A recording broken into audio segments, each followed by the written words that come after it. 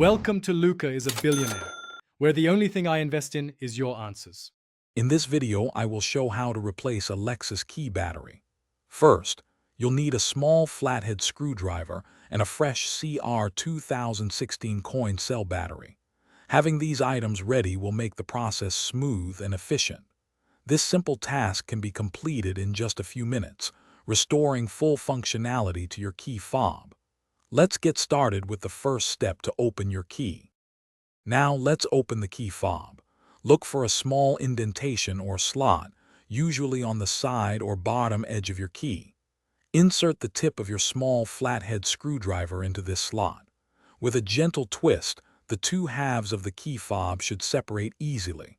Be careful not to apply too much force, as the plastic casing can be delicate. This reveals the internal components. With the key fob open, you'll see the old battery. Take a moment to observe its orientation, noting which side is facing up. Use your screwdriver to gently lift and remove the old CR 2016 battery from its compartment. Now, take your new CR 2016 battery and carefully place it into the slot, ensuring the positive or plus side is facing upwards. This ensures proper contact and functionality. Finally, let's reassemble your key fob. Carefully align the two halves of the casing, ensuring all edges match perfectly. Gently press them together until you hear a satisfying click, indicating they are securely fastened.